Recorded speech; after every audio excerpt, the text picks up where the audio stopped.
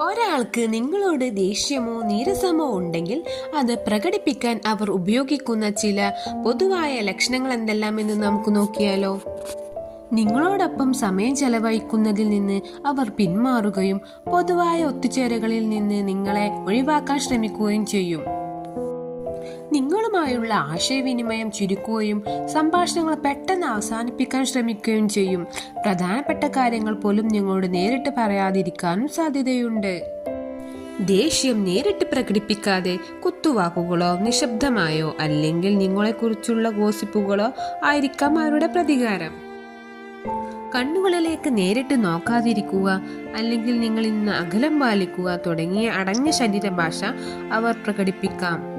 ഇതിൽ ഏറ്റവും പ്രധാനപ്പെട്ട ഒന്നാണ് വാക്കുകളിലെ പരുഷത.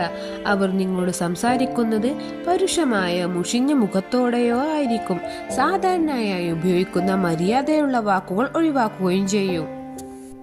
സാധാരണയായി പ്രശ്നമാക്കാത്ത ചെറിയ കാര്യങ്ങൾക്ക് പോലും അവർ പെട്ടെന്ന് ദേഷ്യപ്പെടുകയോ അസ്വസ്ഥരാകുകയോ ചെയ്യും. ഈ ലക്ഷണങ്ങൾ ശ്രദ്ധയിൽപ്പെട്ടാൽ തുറന്ന സംവാദത്തിലൂടെ പ്രശ്നങ്ങൾ പരിഹരിക്കാൻ ശ്രമിക്കുന്നതാണ് ഉചിതം. Thank you for watching.